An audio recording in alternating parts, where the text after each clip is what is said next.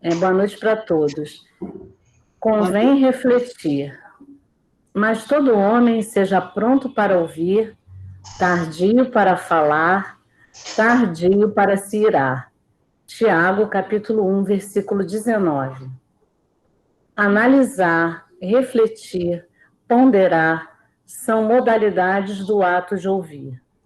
É indispensável que a criatura esteja sempre disposta a identificar o sentido das vozes, sugestões e situações que a rodeiam. Sem observação, é impossível executar a mais simples tarefa no Ministério do Bem.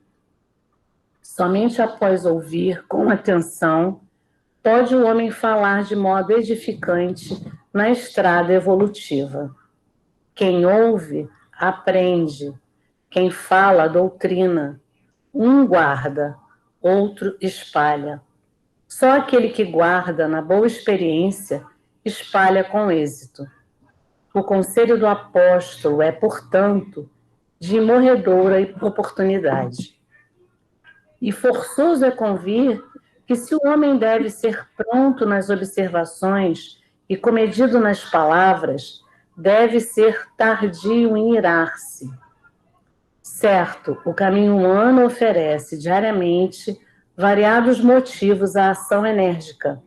Entretanto, sempre que possível, é útil adiar a expressão colérica para o dia seguinte, porquanto, por vezes, surge a ocasião de exame mais sensato e a razão da ira desaparece. Tenhamos em mente que todo homem nasce para exercer uma função definida. Ouvindo sempre, pode estar certo de que atingirá serenamente os fins a que se destina, mas falando, é possível que abandone o esforço ao meio e, irando-se, provavelmente não realizará coisa alguma. Para comentar agora? Pode comentar. Tá. Então, a importância que eu vi aqui, né, da questão de saber ouvir, né, que nós temos muita dificuldade em ouvir o outro. A gente quer ser ouvido, mas tem essa dificuldade de aprender a ouvir o outro, né, entender também o outro, né. E é interessante quando ele fala que quem ouve aprende, porque ouvindo as diferentes opiniões, né, as diferentes experiências, a gente vai aprendendo, né, com as pessoas, né. Eu lembro que uma vez o Vanderlei contou que ele escreveu uma carta, acho que para o síndico do prédio, sobre um assunto que ele não gostou, e não entregou naquele dia e guardou na gaveta. No dia seguinte, quando ele pegou, ele rasgou e jogou fora. E isso ficou dentro de mim, e eu sempre gostei muito de escrever, e eu escrevi em determinadas situações, escrevi os desabafos e também guardei, não procurei não falar, né? E há pouco tempo, eu estou de mudança, eu peguei os papéis, rasguei e joguei no lixo. Ou seja, não quis nem ler mais, né? Então, isso é muito importante, a gente não botar para fora, né? Não falar para não criar situações difíceis. Então, ele fala aqui, né, que a gente não deve se irar, né? É difícil, é complicado, as situações aparecem, a gente costuma se deixar levar, mas é importante essa questão do saber ouvir e calar, né? E falar apenas o que for edificante, o que for bom, né? Para que os outros também se espelhem, né? Eu acho que é isso que eu entendi, tá? Tá ótimo. Te agradeço muito. Obrigada a vocês. Tá. Agora vamos nos preparar para a prece, e a gente lembra, assim, que nesse momento todos devem pensar nas pessoas que gostariam de beneficiar com a prece, né? Pense assim com convicção, na certeza de que eles serão atendidos de acordo cada um com a sua necessidade, tá? Então a gente vai nesse momento elevar o nosso pensamento até Jesus, nosso mestre querido, mestre amoroso, que está sempre ao nosso lado, que nunca nos abandona. Querido Jesus, como é bom, Senhor, estarmos aqui nesse dia, reunidos como irmãos queridos para estudar sobre o Espiritismo, essa doutrina libertadora que nos traz tanto consolo, tanta esperança, tanta resignação. Muito obrigada, Senhor, por tanto amor, por permitir, Mestre amado, que essas lições chegassem até nós. Nós, nesse momento, Senhor, queremos também envolver e gratos o nosso querido Allan Kardec, que fez possível a todos nós esses momentos felizes que vivemos.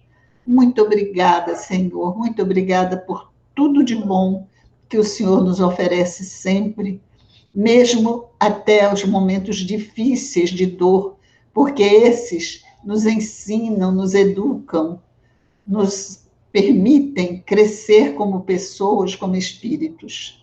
Muito obrigada, Senhor.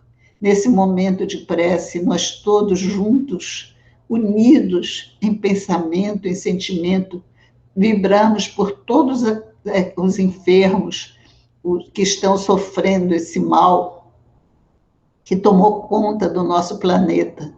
Nós pedimos também pelos profissionais de saúde, Senhor, que estão lutando para vencer esse mal, por todos aqueles que estão envolvidos nessas tarefas em hospitais, em clínicas, em consultórios, que todos sejam amparados, fortalecidos.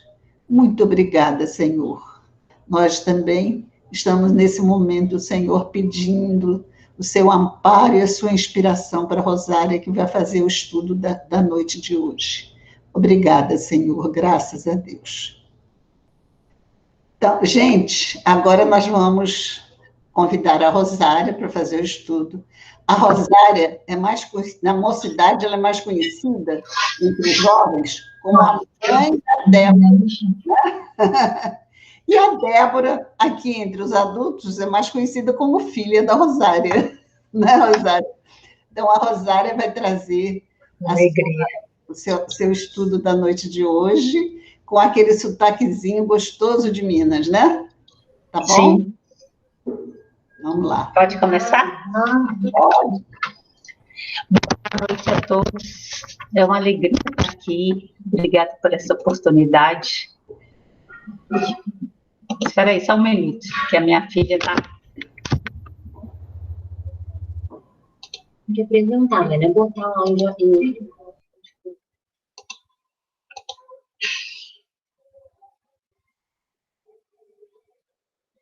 Agora põe... Só um minuto.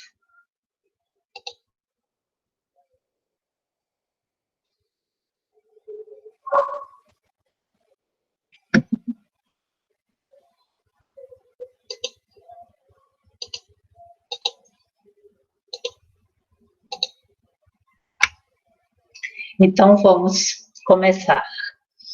Nós vamos conversar aqui hoje, dando continuidade ao estudo do Evangelho, do capítulo 6, o Cristo Consolador. Nós vamos falar sobre o item 7.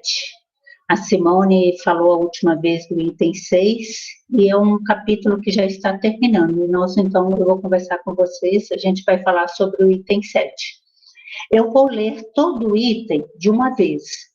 Aí depois nós vamos começando a detalhar, a falar cada parte dele. Sou o grande médico das almas e venho trazer-vos o remédio que vos há de curar. Os fracos, os sofredores e os enfermos são os meus filhos prediletos. Venho salvá-los. Vinde, pois, a mim, vós que sofreis e vos achais oprimidos, e sereis aliviados e consolados. Não busquei a luz, a força e a consolação, pois que o mundo é impotente para dá-las. Deus dirige um supremo apelo aos vossos corações por meio do Espiritismo. Escutai-o. Extirpados sejam de vossas almas doloridas a impiedade, a mentira, o erro, a incredulidade. São monstros que sugam o vosso puro sangue e que vos abrem chagas quase sempre mortais. Que no futuro, humildes e submissos ao Criador, pratiqueis a sua lei divina. Amai e orai. Sedes doces ao Espírito do Senhor. Invocai-o do fundo de vossos corações. Ele, então, vos enviará o seu Filho bem-amado, para vos instruir e dizer estas boas palavras. Eis-me aqui, venho até vós, porque me chamaste, o Espírito de verdade. É um item muito consolador, né, que nos toca muito ao coração. Então, nós vamos agora começar a conversar sobre esse item.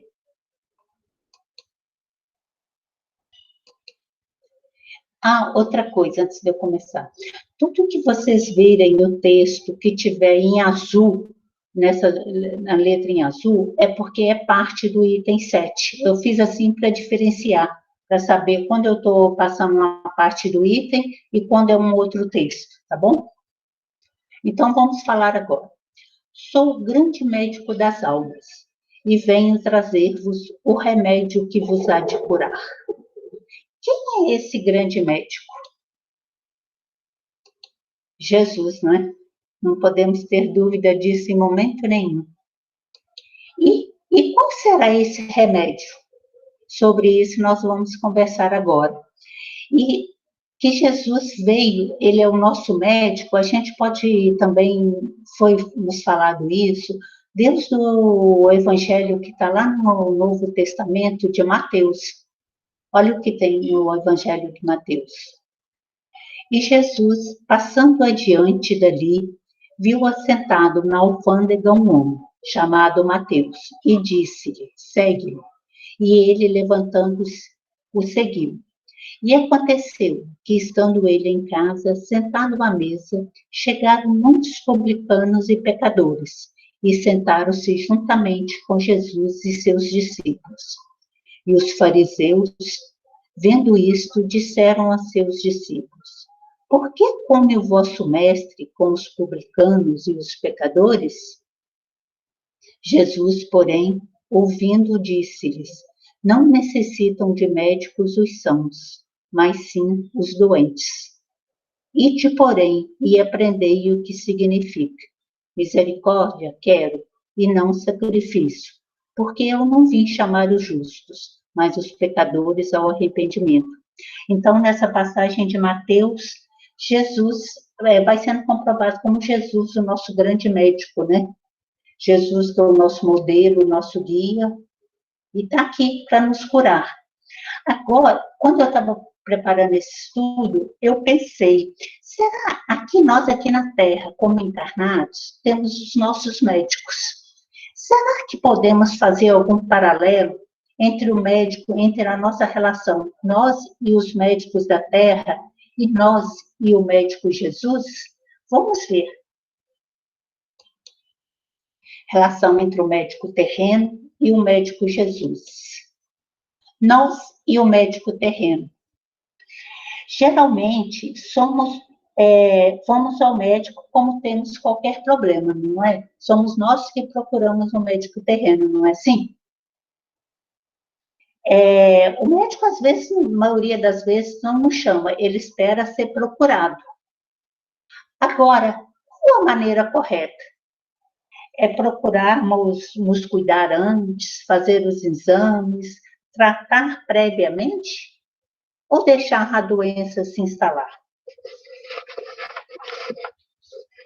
E quando mesmo doente, nós somos resistentes, teimosos e não vamos ao médico, ficamos criando desculpa, né? É só uma dorzinha, é só uma gripezinha e não vamos nos cuidar. Quais as consequências disso?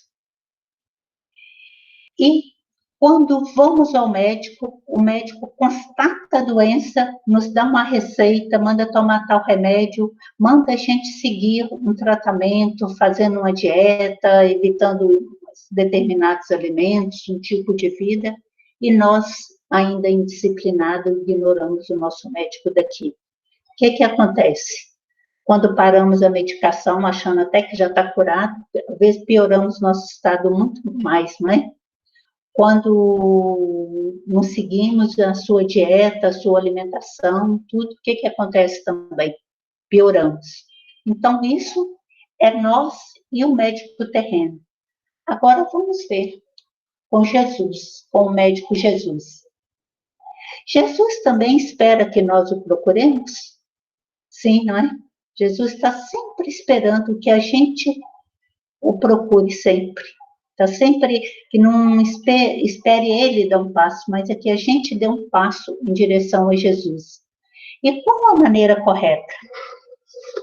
Como fazemos essa procura de Jesus, mesmo estando são?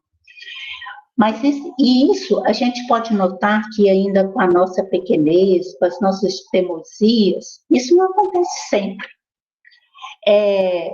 Quando estamos na época boa, com saúde, vivendo a vida para que para nós está tranquila, arrumamos mil desculpas, né? Temos que trabalhar, temos que estudar, a família para prover, e vamos adiando procurar Jesus. Deixa quando eu ficar velho, deixa quando eu aposentar, deixa não sei o quê, e assim vamos arrumando desculpa e não procuramos Jesus.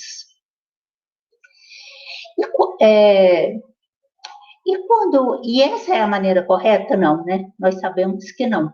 Nós devemos procurar Jesus principalmente nos momentos que estamos bem. Principalmente quando parece, eu vou falar parece, porque depois nós vamos ver o porquê desse parece. Mesmo quando parece que estamos sãos. Procurar para quê? Para pedir para eles nos fortalecer, nos ajudar na nossa caminhada, para que a gente continue firme com o propósito de caminhar em sua direção. Agora, quando nós doentes não o procuramos, o que acontece? A gente vai ficando cada vez pior, vão entrando às vezes no desespero. Muitas vezes Jesus coloca no nosso caminho um amigo que tenta nos dar uma leitura boa, nos levar a um centro para assistir uma boa palestra, mas a gente resiste. Não preciso disso agora, não é isso que vai me curar. E só vamos piorando. E pode chegar ao caso do suicídio, não é? Porque o desespero, o desalento é tanto, a falta de fé é tanta, que nós não aceitamos nenhuma ajuda de um amigo ou de alguém da família. Agora, quando aceitamos, tudo fica um pouco mais fácil. Por quê? Porque vamos nos renovando, vamos nos entendendo a proposta, a receita de Cristo, e vamos procurando seguir. Sabemos que não é fácil, mas pelo menos estando nos propondo. A nossa proposta é essa, é nos melhorar, é seguir aquilo que Jesus tem para a gente. Agora, a gente deve tomar muito cuidado, até eu falei com vocês assim, quando parece que nós estamos num momento bom, que estamos bem de saúde, porque a gente deve tomar muito cuidado com o nosso orgulho e acharmos que aqui na Terra nós não somos enfermos, nós estamos tranquilos, estamos bem. Isto porque nós vamos ver no Evangelho que se nós encarnamos, se nós estamos aqui, é porque nós precisamos de um tratamento. Nós devemos agradecer essa oportunidade bendita que Deus está dando para a gente de reencarnar, de estar aqui na Terra para cuidar da gente. Aqui, ó. Está no Evangelho, no capítulo 3, no item 7. Figure-se a Terra como um subúrbio, um hospital, uma penitenciária, um sítio malsão, e ela é simultaneamente tudo isso. E compreender-se-á porque as aflições sobrelevam aos gozos, porquanto não se mandam para o hospital os que se acham com saúde, nem para as casas de correção os que nenhum mal praticaram. Nem dos hospitais, nem as casas de correção se podem ter por lugares de deleite. Então, está no Evangelho, lá no capítulo 3, explicando que a Terra que o nosso planeta é um grande hospital e todos estamos aqui com uma oportunidade bendita de ser curada. Então, não vamos ter dificuldade? Vamos, porque não estamos no hotel 5 estrelas. Às vezes, quando escutamos alguém, ou se a gente mesmo já pensou, vim no mundo a passeio, queria ter vindo ao mundo ao passeio, isso não é verdade.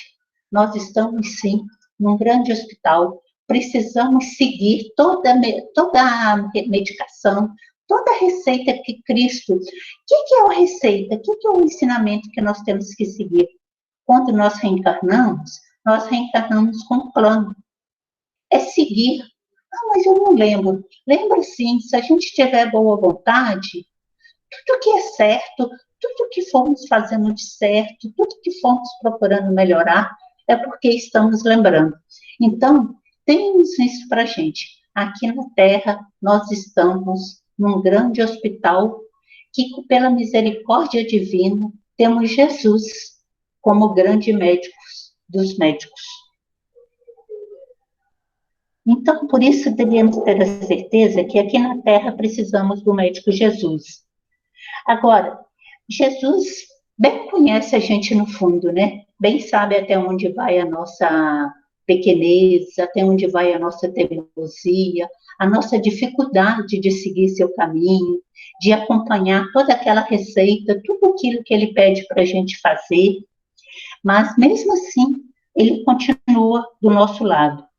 E isso ele sempre deixou claro, porque ele sempre falou assim, enquanto houver uma ovelha perdida, ele continua trabalhando. Ele já fala, são palavras dele, meu pai trabalha até hoje e eu também continuo. Por quê? Enquanto tiver uma ovelha, tiver uma dracma perdida que ele precise juntar, ele vai continuar a trabalhar, até que todos nós possamos estar juntos. Então, todo esse cuidado dele, a gente pode confirmar que, nesse pedaço dele, que ele fala para a gente, os fracos, os sofredores e os enfermos são meus filhos prediletos, venho salvá-los. Vinde, pois, a mim, vós que sofreis e vos achais oprimidos, e sereis aliviados e consolados. Então, Jesus, nesse vinde a mim, nos faz um grande apelo, nós que estamos doentes, para ir até ele, porque com certeza nós vamos ser consolados. E na literatura espírita e tudo, nós temos várias passagens de Jesus que ele confirma isso. E temos uma no livro Boa Nova, que ele fala assim, só aquele pastor que vem a Israel com o propósito de reunir as ovelhas tresmalhadas do imenso rebanho. Venho buscar as dracmas perdidas do tesouro de meu Pai. Então, quer dizer, de nosso Pai. Isso é Jesus mostrando que está cuidando da gente. E no item 6, nesse capítulo 6, no item 2, vamos reforçar o que já foi dito aqui. Todos os sofrimentos, misérias, decepções, dores físicas, perdas de seres amados, encontram consolação em a fé no futuro, em confiança na justiça de Deus, que o Cristo veio ensinar aos homens, sobre aqueles que, ao contrário, nada espera após esta vida, ou que simplesmente duvida, as aflições caem com todo o seu peso, e nenhuma esperança lhe mitiga o amargor. Foi isso que levou Jesus a dizer, vinde a mim, todos que estáis cansados e sobrecarregados, e eu vos aliviarei. Então, quando Jesus nos fala isso, ele está nos fazendo esse grande convite e está nos esperando. E isso somos para nós que temos a fé, que acreditamos no depois daqui. Porque quem acha que a vida é só esse momento, realmente, quem que vai pensar em seguir os caminhos de Cristo, já que só tem essa vida aquele que não acredita em nada? É o que leva ao desespero, ao suicídio. Então, devemos tomar muito cuidado. O vinde a mim é um convite. Agora, Esse convite, quando Jesus faz esse convite, ele, às vezes, nos usa como instrumento. Quando a gente tem um amigo que está passando por um momento difícil, e a gente convida ele para ir numa casa espírita, a gente dá a ele um bom livro de leitura, ou escuta pacientemente. Mas tem momentos que esse amigo ainda não quer aceitar esse convite, ainda não quer ouvir essas palavras. E temos que saber respeitar isso. Tem uma passagem no livro Pão Nosso, na página 26, que nos explica bem isso. É a epígrafe de Pedro. Tá assim, ó. Apacentar o rebanho de Deus que está entre vós, tendo cuidado dele, não por força, mas espontaneamente, segundo a vontade de Deus, nem por torpe ganância, mas de ânimo pronto. Está lá em Pedro, capítulo 5, versículo 2. E Emmanuel explica para a gente esse epígrafe. Naturalmente, na porta das possibilidades justas, ninguém deverá negar amparo ou assistência aos companheiros que acenam de longe com solicitações razoáveis. Entretanto, constitui-nos obrigação atender aos ensinamentos de Pedro, quanto aos nossos trabalhos imediatos. Há criaturas que se entregam gostosamente à volúpia da inquietação, por acontecimentos nefastos, planejados pela mente enfermiça dos outros, e que, provavelmente, nunca sobrevirão. Então, aqui, mostra para a gente que se um amigo nosso aceita a nossa ajuda, pede ou aceita, nós vamos dá-lo. Mas, a partir do momento que esse amigo não quer, nós não vamos forçar. Ou, aliás, nós podemos sim dar uma ajuda, mas como? Através da prece.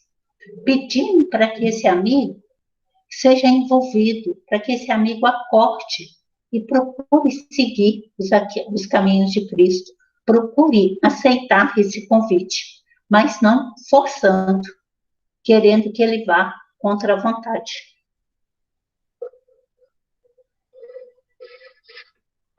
O Vinde a mim de Jesus é um convite para todas as almas. E nós vamos confirmar isso, que esse convite Jesus faz para todos. Agora, nem todos aceitam esse convite. Continuando com o livro Pão Nosso, tem uma passagem que nos fala sobre isso. Ela é a mensagem 130. É que o Mestre, no Vinde a mim, espera naturalmente que as almas inquietas e tristes o procurem para a aquisição do ensinamento divino. Quer dizer, nós vamos procurá-lo, mas nem todos os aflitos pretendem renunciar ao objetivo de suas desesperações, e nem todos os tristes querem fugir à sombra para o encontro com a luz. A maioria dos desalentados chega a tentar a satisfação de caprichos criminosos com a proteção de Jesus, emitindo rogativas estranhas. É quando a pessoa escuta esse convite, vinde a mim, mas pensa em aceitá-lo, mas continuando com o mesmo tipo de vida. Principalmente quando é aquele que é chamado pela dor, ele ouve o convite e quer continuar. Ele é incapaz de parar, de refletir, entender por que eu estou passando por essa dor, de aproveitar essa dor que não vem como castigo, mas vem para nos ajudar, para nos acordar. Até nós, quando a gente estava falando lá no início do médico terreno e tudo, os médicos não falam que uma dor, às vezes, vem para nos acordar do mal maior? Assim também é Deus. Ele deixa que a dor venha entre nós para que a gente acorde espiritualmente, já que a gente não foi na hora que estávamos bons, para que a gente o procure, mas isso significa tocar nossas feridas, renunciar às coisas do mundo. Espera aí, só um minuto. Agora, Jesus sabia, né, dessas nossas dificuldades, de ir até ele, de seguir seu caminho. Aí, ele nos fala o seguinte, conhecendo todas essas dificuldades. Não busqueis a luz, a força e a consolação, porque o mundo é impotente para dar. A luz quer dizer em outro lugar.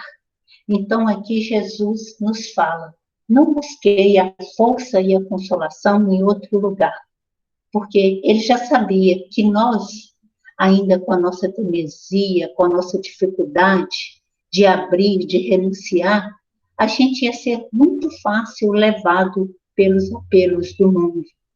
Então, Jesus, nesse momento, já nos abre os olhos. Cuidado, o mundo vai te oferecer muitas coisas, mas a verdadeira paz, a verdadeira consolação, isso ele é impotente.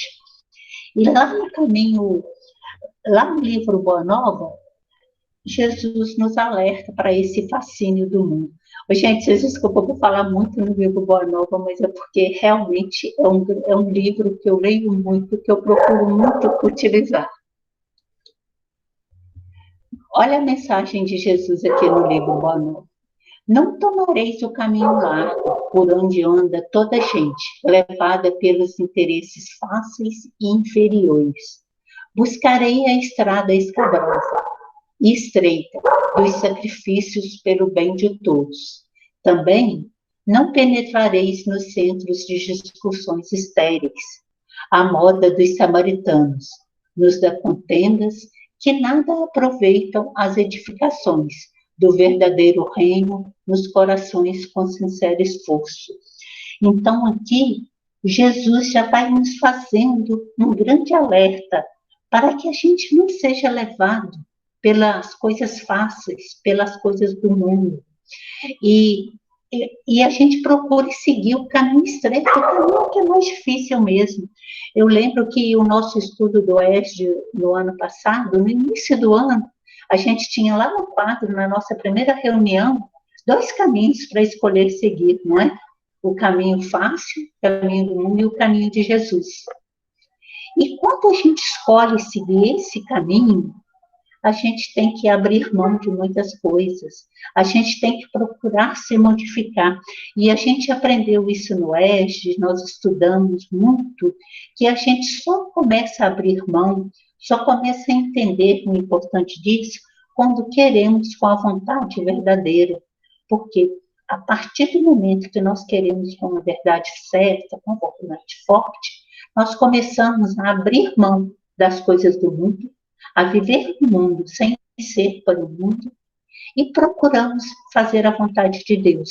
E quando estamos fazendo a vontade de Deus, nos propondo pelo menos a fazer a vontade de Deus, nós estamos começando a construir o reino de Deus em nós. E isso requer tocar feridas, mexer, como se diz, em espinhos, né? Mas é necessário. É isso que vai nos ajudar.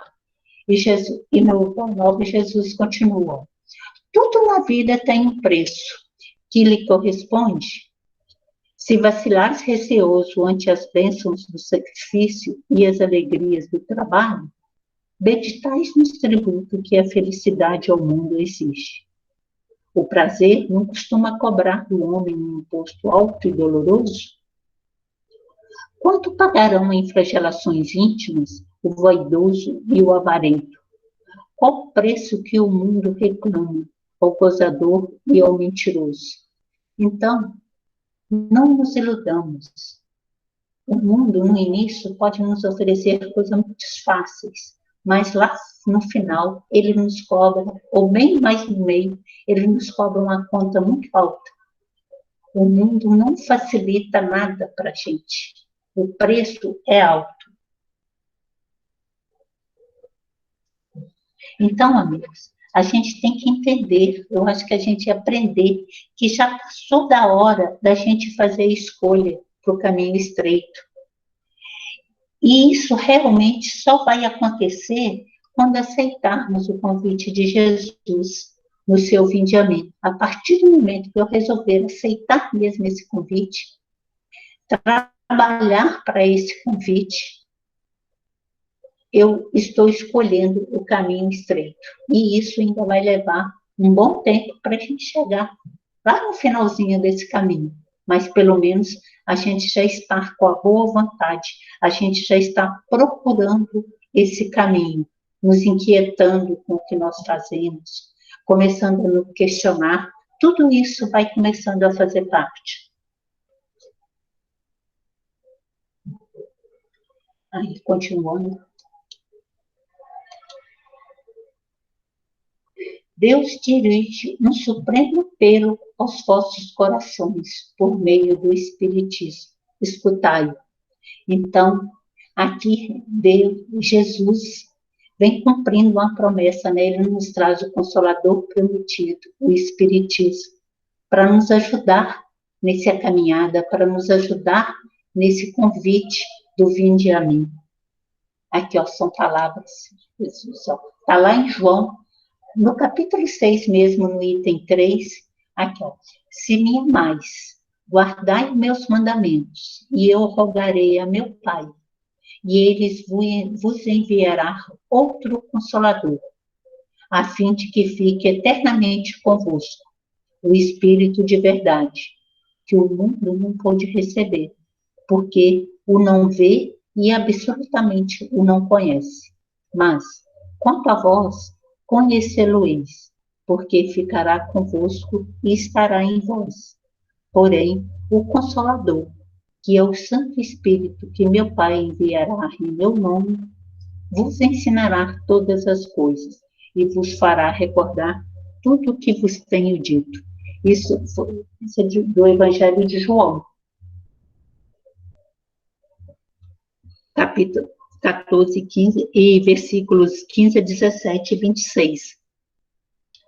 Então, Jesus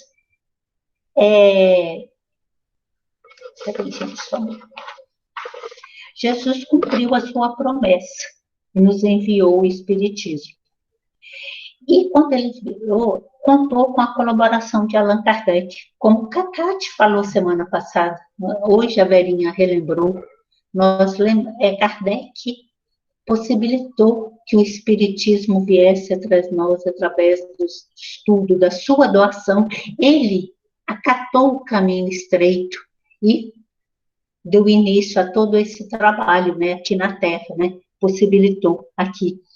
E depois dele vieram grandes colaboradores que nós temos aí na nossa doutrina, como Leon Denis, Bezerra de Menezes, Chico, o Divaldo hoje.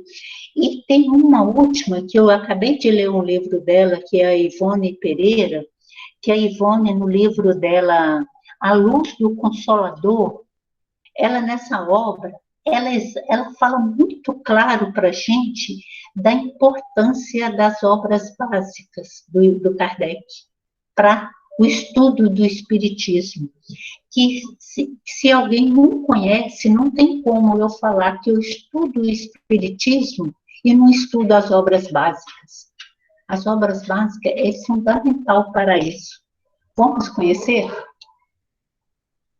Aqui, ó. Obras básicas da codificação. O Livro dos Espíritos, né, que foi o primeiro, Quem Sou.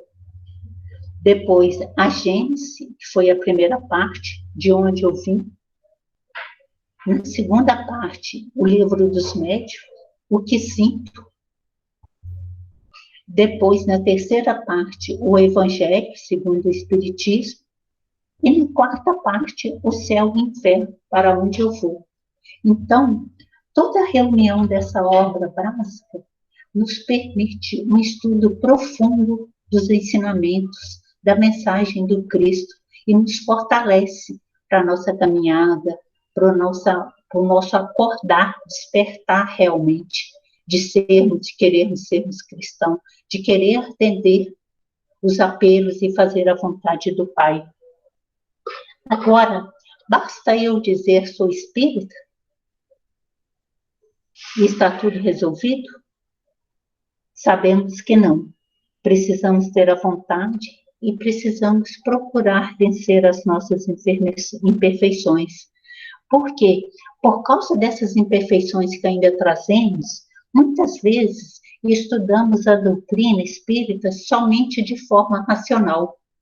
E quando estudamos a doutrina espírita somente dessa forma, Não somos espíritas perfeitos e nem à procura dessa perfeição. Nós somos o que os espíritos ainda definem como espíritos imperfeitos. E isso está explicado no Evangelho, no capítulo 17, seres perfeitos. Aqui, ó. Espíritas imperfeitos. Tem a crença nos espíritos como simples fatos, mas que nada ou bem poucos lhe modifica as tendências instintivas. Numa palavra, não divisam mais do que um raio de luz, insuficiente a guiá-los e a lhes facultar uma vigorosa aspiração, capaz de lhes sobrepujar as inclinações. Além, atém-se mais aos fenômenos do que à moral, que se lhes afigura sediça e monótona. Pedem aos espíritos que incessantemente os iniciem em novos mistérios, sem procurar saber se já se tornaram dignos de penetrar os arcanos do Criador. Esses são os espíritas imperfeitos. Alguns dos quais ficam a meio do caminho, ou se afastam dos seus irmãos em crença, porque recuam ante a obrigação de se reformarem. São aqueles irmãos, né, que às vezes entram para a doutrina cheio de coisa, achando que vão receber grandes revelações, que a vaidade vai projetar no meio e tudo, e isso para eles não acontece a contento, se melindram por qualquer coisa e se retiram, ainda cheio de razão. Não fui digno, não entenderam o que eu queria ensinar. Isso que eu vou ler agora, eu grifei e coloquei em negrito, porque foi uma das coisas também que me chamou muita atenção, que devemos ter muito cuidado.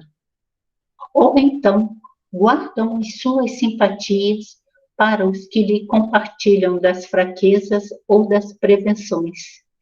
Porque nós sabemos, isso é dito tanto no Livro dos Espíritos, como Kardec sempre chamou a atenção, o próprio Kardec confiou, que os espíritos, nós temos os bons espíritos, mas temos também os maus espíritos. E eles aproveitam justamente dessa fraqueza, dessa invigilância para nos atacar. E é nesse momento que eles entram. É nesse momento que às vezes é desfeito um trabalho de uma casa espírita, que às vezes aquele irmão que se tivesse continuado, tivesse sido humilde, procurado estudar a obra básica com atenção, estaria seguindo e não tinha deixado se contaminar. Então, a gente deve tomar cuidado, porque ainda somos espíritos que estamos aqui na Terra ainda doentes e que precisamos ter muito esse irmão, o orar e vigiar, de cuidar disso, de cuidar dos nossos pensamentos e dos nossos atos, para não atrair esses irmãos que ainda estão nos erros, à espera dessa brecha, né?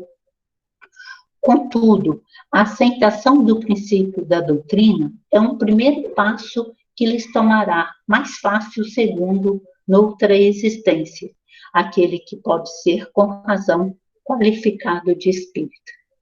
Então, aí nós tivemos a definição dos espíritos imperfeitos. O verdadeiro espírito. Nesse mesmo capítulo, no item 4, nós temos essa definição. O verdadeiro espírito.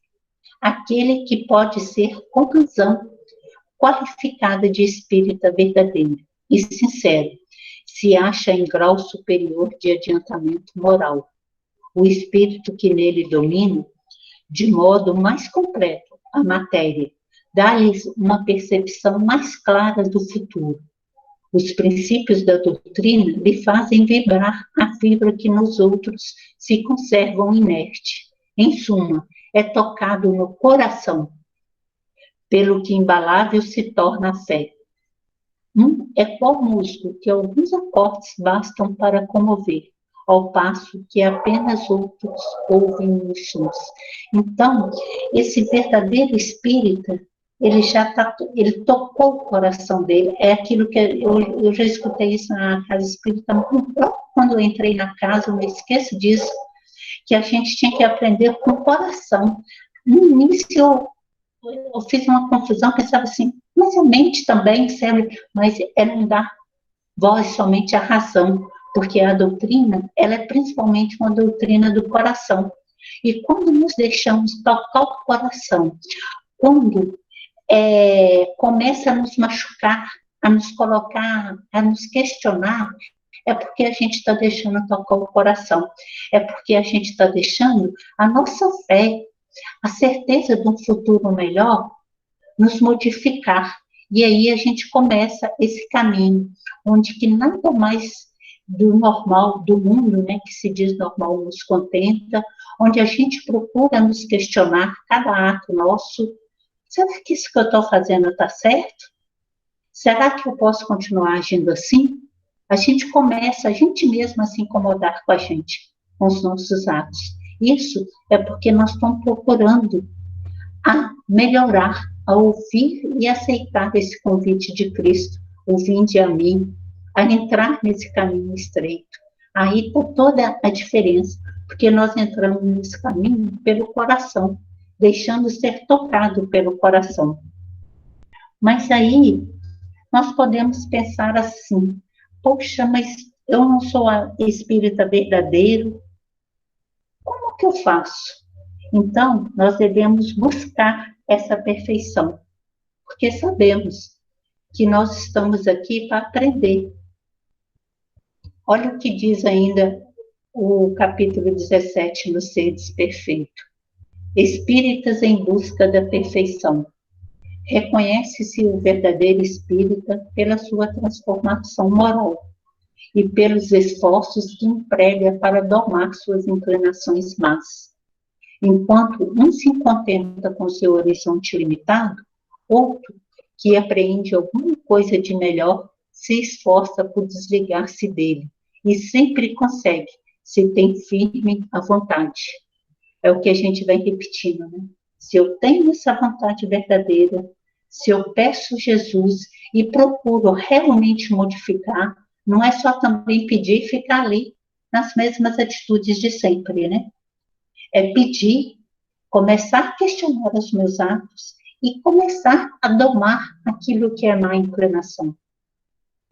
Começo a perceber a diferença entre fazer a minha vontade e fazer a vontade de Deus. E me proponho a isso, mesmo que ainda me custe, às vezes uma coisa que antes eu nem pensava em fazer, hoje eu ainda faço com dificuldade, mas eu já estou com o propósito de começar a fazer. E se eu continuar firme com esse propósito, amanhã eu vou fazer sem sentir.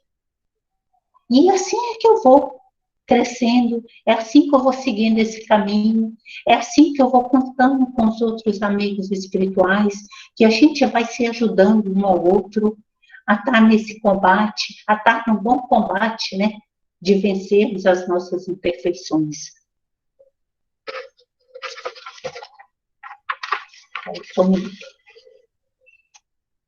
Então, nessa mensagem, nós confirmamos a promessa do Consolador prometido, que é um instrumento que Jesus utiliza para nos curar os doentes.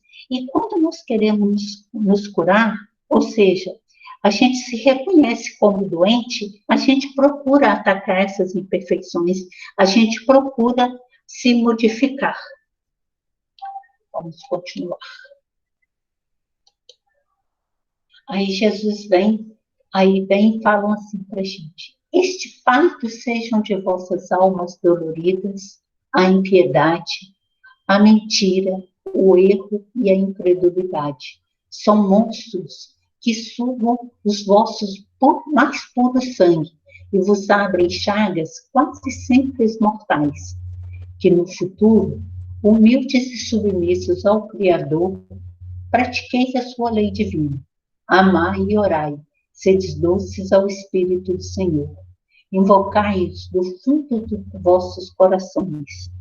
Então, aqui, vem pedindo para a gente se desfazer dos nossos erros, né, dos nossos vícios, de procurar seguir o caminho, de nos renovar, de mandar a incredulidade embora, esse momento tão difícil que estamos passando, que o planeta passa, Se a gente não tiver fé, não crer realmente no futuro, como que vamos ajudar o outro se nós duvidamos? Então, é um momento que a gente tem que pedir muita força e procurar amar, procurar orar, a nos vigiar, para que assim a gente possa invocar Jesus, mas invocar verdadeiramente, invocar ali do fundo do nosso coração, com toda a nossa alma, com toda a nossa humildade, e que com certeza seremos, como sempre fomos, amparados por Deus.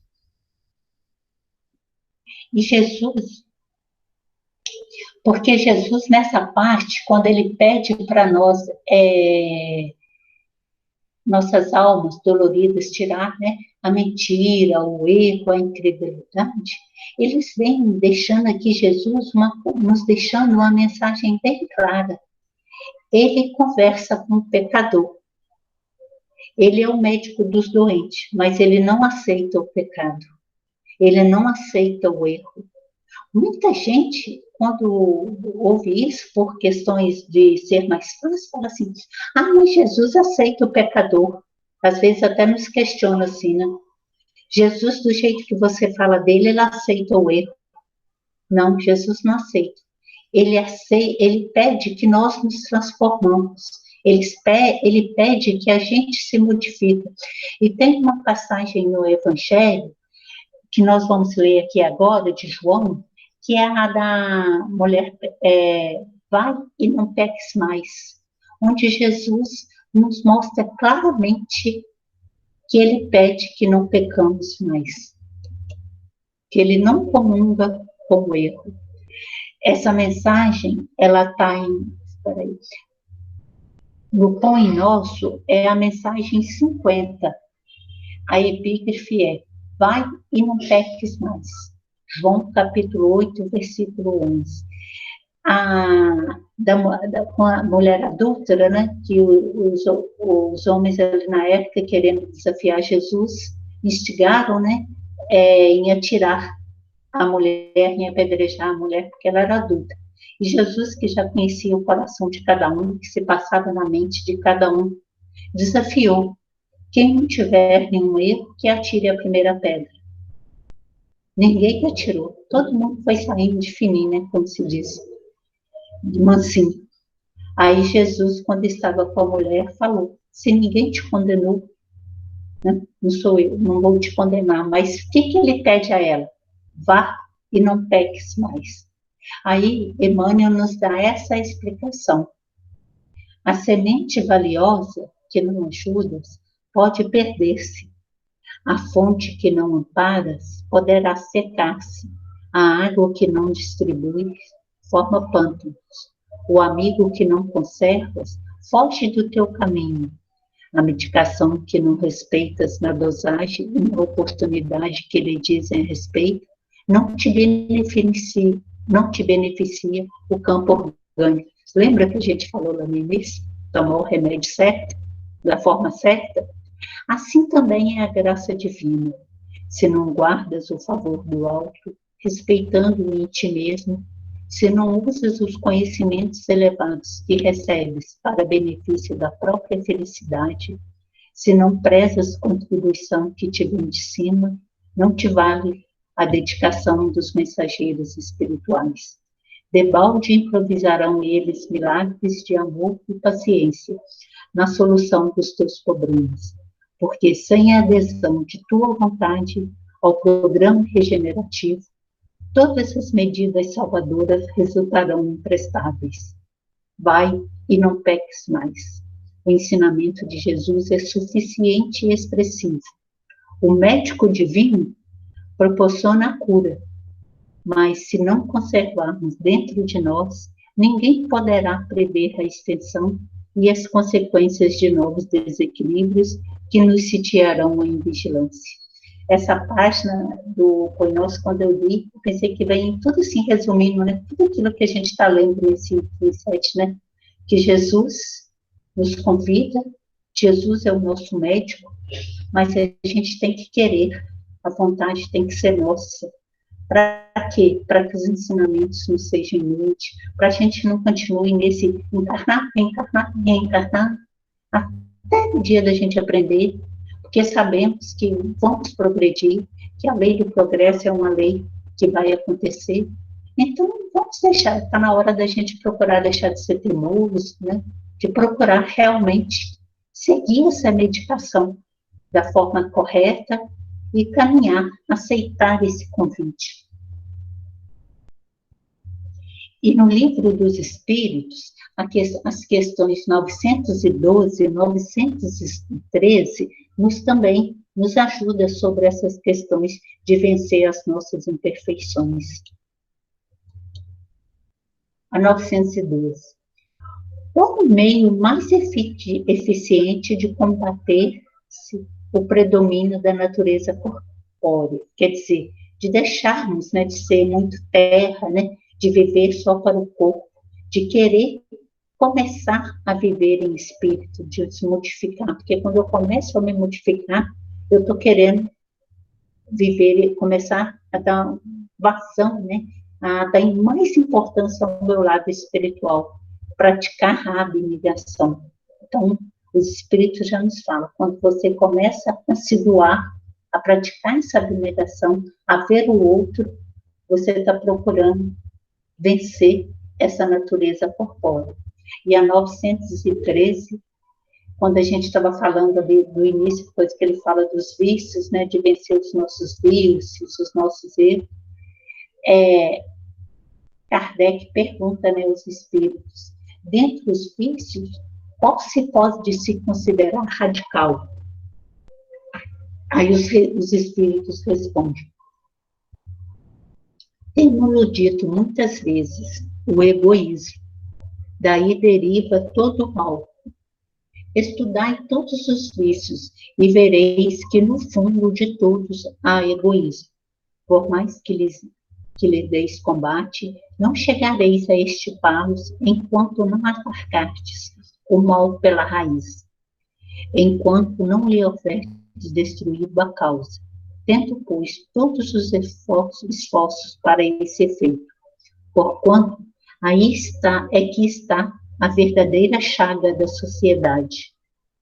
Quem quiser, desde esta vida e aproximando-se da perfeição moral, deve expurgar do seu coração de todo sentimento de egoísmo, visto ser o egoísmo incompatível com a justiça de amor e a caridade. Ele neutraliza todas as outras qualidades.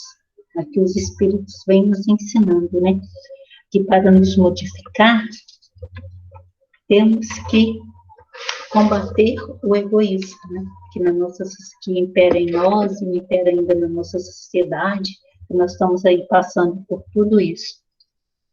E como a última parte do nosso item, nós temos, né, ele então vos enviará o seu filho bem-amado, para vos instruir e dizer estas boas palavras.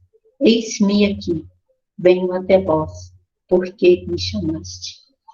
Então, Jesus confirma na sua mensagem de consolo que depende de nós alcançar essa bem-aventurança pela nossa transformação interna, construindo o reino de Deus dentro de nós, para um dia podermos passar nessa porta estreita e sermos recebidos com alegria por Jesus.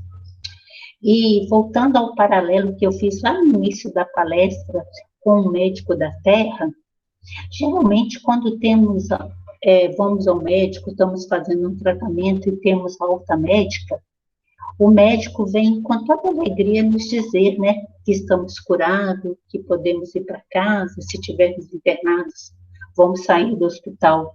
Agora, imagine a alegria de Jesus quando encararmos o nosso tratamento de forma correta, corrigindo nossas imperfeições, nos transformando verdadeiramente, e Jesus nos recebendo, porque somos a ovelha ou a dracma perdida que foi encontrada. E com certeza, um dia isso vai acontecer. Esse é o nosso grande consolo, com cada um de nós. E na literatura espírita, nós temos vários exemplos disso. E eu vou citar um, que é o de Maria de Magdala. E, para variar, está no livro Boa Nova. O exemplo de Maria de Magdala, o que era? Ela vivia entregue aos prazeres do mundo, não é? Era prostituta, tinha todo o luxo do mundo da época, mas aí ela ouviu as pregações do Evangelho, do Reino de Deus, aí seu coração, que apesar de viver naquele luxo, de ter um rosto alegre, feliz, andava desalento, sequioso, tinha fome do puro amor, ouviu com o coração as palavras do Boa Nova que Jesus plantou em sua alma, novos pensamentos. E ela um dia encheu de coragem e procurou Jesus, que a recebeu com vontade e sorriso. E numa conversa entre tantas, ela perguntou ao mestre como ficariam após a sua partida. E ele respondeu: quanto ao futuro, com o infinito de suas perspectivas, é necessário que cada um tome a sua cruz em busca da porta estreita da redenção, colocando acima de tudo a felicidade a Deus e, em segundo lugar, a perfeita confiança em si mesmo. Quer dizer, Jesus não iludiu, ele falou para cada um tomar a sua cruz. Ele mostrou já desde o início o quanto nosso caminho ia ser difícil. E Maria Magdala, que ia ali pela estrada larga, quando conheceu a Boa Nova de Cristo, ela teve força, ela lutou para sua mudança, procurou praticar tudo aquilo que Jesus ensinou, teve um amor incondicional pelos seus irmãos, menos favorecidos, praticou a caridade em todos os sentidos, foi até viver, né, com os irmãos na época que eles chamavam de leprosos, né, ensinando para ele as passagens de Cristo. E ao desencarnar, Jesus veio ao seu encontro, recolheu-a nos braços e murmurou: Maria, já passaste a porta estreita, amaste muito, vem, eu te espero aqui. E assim, meus amigos, eu estou encerrando assim, que um dia a gente consiga realmente seguir esse caminho de Jesus para que um dia a gente passe nessa porta estreita. E eu vou terminar com o meu último slide, lembrando do convite que Jesus nos faz no início desse capítulo. Vinde a mim, todos vós que estáis aflitos e sobrecarregados, eu vos aliviarei. Tomai sobre vós o meu jugo e aprendei comigo, que sou grande e humilde de coração, e achareis repouso para as vossas almas, pois é suave o meu jugo e leve o meu fardo. Está lá em Mateus, capítulo 11, versículo 28 a 30. E, dito Jesus, né? Eu sou o caminho, a verdade e a vida. Ninguém vem ao Pai senão por mim. Está em João, capítulo 14, versículo 6. Quer dizer, para mim ao Pai, eu tenho que aceitar esse convite de Jesus, que é o caminho, a verdade e a vida. Obrigado por me ouvir, espero que a gente tenha aprendido, que tenhamos, a mim, assim, eu só tenho que agradecer, como se diz, de joelhos, tudo por essa oportunidade que Jesus nos dá, vocês também estão me dando, que realmente é muito consolador. Obrigada, boa noite. Obrigada, Rosária. Nós é que agradecemos. Olha, eu vou falar duas coisas para vocês antes da prece, tá?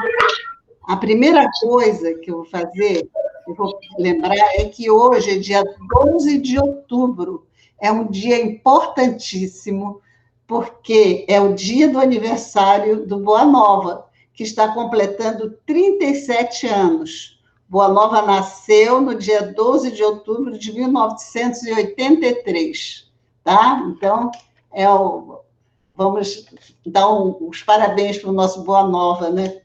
E outra coisa que eu queria pedir a vocês, um pouquinho de paciência, vocês esperarem um pouco, porque vocês ficarem mais um tempinho depois da prece, porque as crianças da evangelização vão fazer uma apresentação. Eu não sei, né, Sônia, se é por causa do Dia das Crianças, se é por causa do Boa Nova, Não sei, é surpresa. Nós vamos ver depois, tá? Então, não saiam após a prece, tá? Espere um pouquinho, tá bom?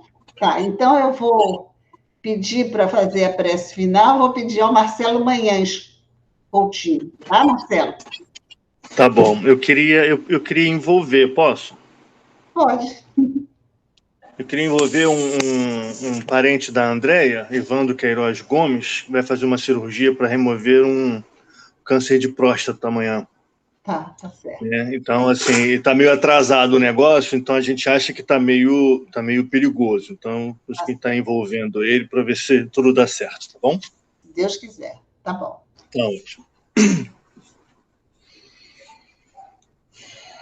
Jesus, mestre querido, Deus, Pai amado, agradecemos, Senhor, por esta oportunidade abençoada de refletirmos sobre suas orientações, recebendo, Senhor, em nossos corações as suas orientações, seus alertas, suas instruções, que são necessariamente, Senhor, para a nossa felicidade. Pedimos, Senhor, o seu amparo para que essas mensagens possam entrar em nossos corações e assim, Senhor, ser o nosso sustentáculo para todas as necessidades que venhamos a enfrentar na nossa vida.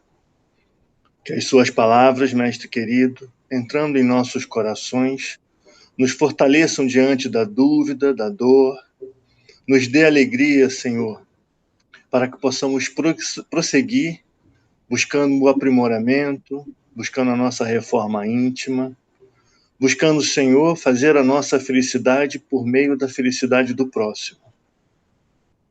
Agradecemos, Senhor, essa oportunidade de, junto com os nossos irmãos e amigos, podermos refletir junto contigo para que nossa vida possa ganhar luz, ganhar alegria, e assim temos sempre, Senhor, coragem de seguir em frente, independente das dificuldades que enfrentamos. Pedimos, Senhor, o seu amparo para todas as pessoas envolvidas nos nossos pensamentos, em nossos corações, para todos aqueles que, em dificuldade e sofrimento, estejam agora, nesse momento, precisando de amparo de luz, que possam ser atendidos em suas necessidades. E quanto a nós, Senhor, que possamos armazenar em nossos corações este momento, estas orientações, e tudo aquelas situações que venhamos, Senhor, necessitar de sua luz.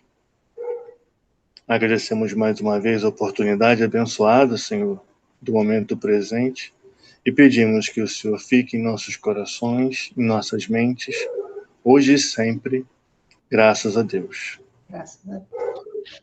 Tá bom. Agora eu passo a palavra para a Sônia Regina, para falar aí da... Na verdade, sou eu, Verinha, Matheus. Ah, é Matheus? Então, Matheus. Tudo bem? Então, boa noite, gente. Para quem não me conhece, eu sou o Matheus. Eu faço parte do quadro de trabalhadores da casa. Bom, como vocês sabem, no dia 3 de outubro de 1804, nasceu aquele que seria o codificador da nossa doutrina. Né? Nossa não, né? Da doutrina espírita. Essa doutrina que nos une aqui hoje, graças a Deus. Então, quando chega próximo a essa data, nós da agremiação sempre fazemos questão de lembrar, né? Pela importância que ele teve. Inclusive, fazemos esse trabalho com as crianças também. Trabalhando a importância de Kardec, por que ele é importante, a relação dele com a doutrina espírita. Trabalhamos a questão que ele também fez a vontade de Deus, que ele cumpriu com a vontade de Deus. E na semana passada, nós perguntamos para as crianças o que elas diriam para Kardec. Teve um estudo e no final foi perguntado isso. E as respostas foram tão bonitas, foram tão lindas, que nós achamos que vocês não podiam ficar sem ver essa resposta. Então, nós vamos passar um vídeo com as respostas das crianças, eu peço que vocês prestem atenção, porque está muito bonito, e depois a música Obrigado, Kardec, que é uma música muito sensível também, de agradecimento a todo o trabalho de Kardec. Tá bom? Só isso. achando que era coisa boa.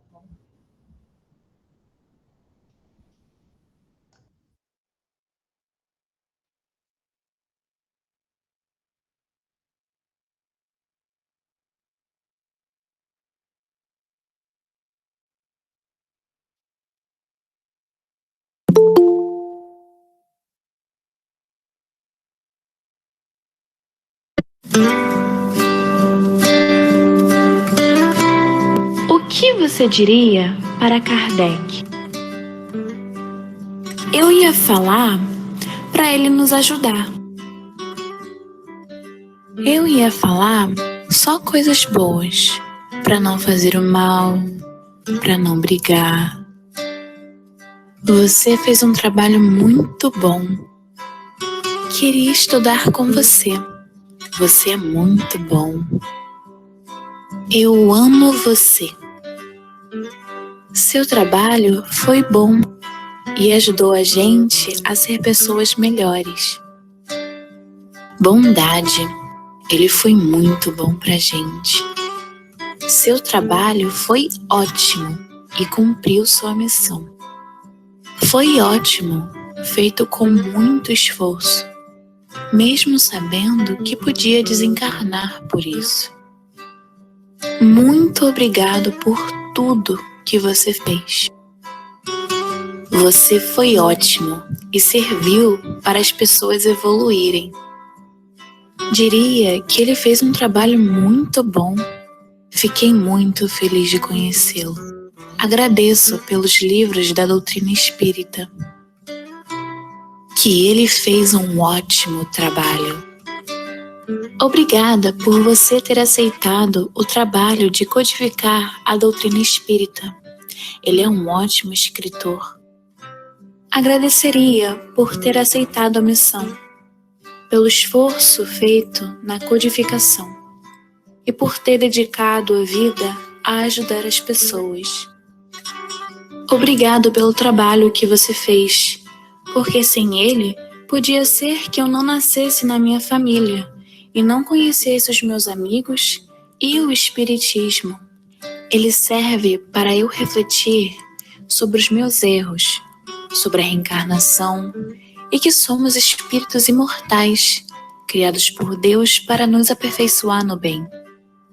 Eu diria obrigada, pois sem ele nada disso teria acontecido. Eu diria que ele fez um ótimo trabalho, ajudando muita gente. Eu diria obrigada pelo trabalho. Eu diria que ele se esforçou bastante e o trabalho foi bem feito.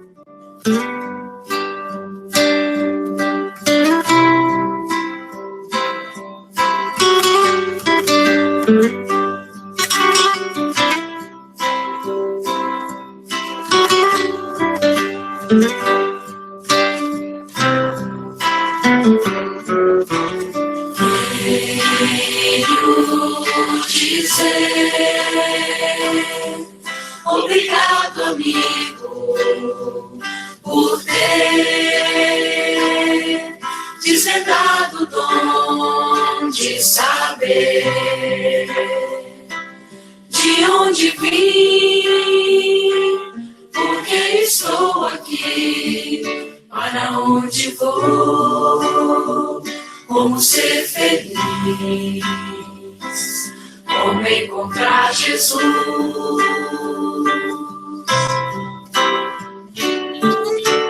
Com seu trabalho, hoje temos um Consolador que nos trouxe o Cristo, Rede vivo, e a nossa fé hoje é raciocinada, não há mais nada o que temer, apenas caminhar.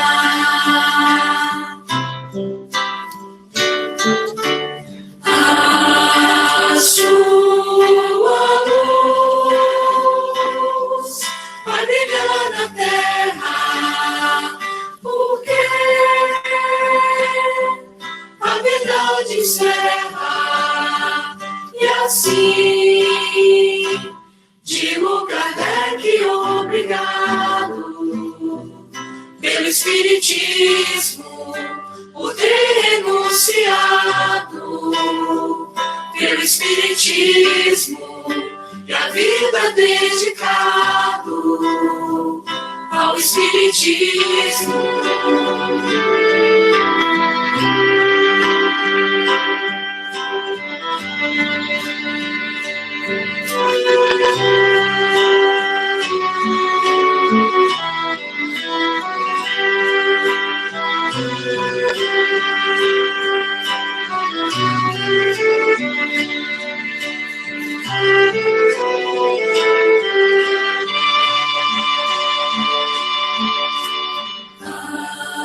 A sua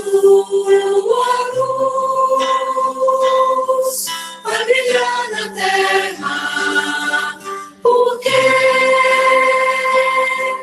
a verdade encerra. E assim, digo Kardec, obrigado pelo Espiritismo, por ter renunciado, pelo Espiritismo e a vida dedicado ao Espiritismo. Ao Espiritismo.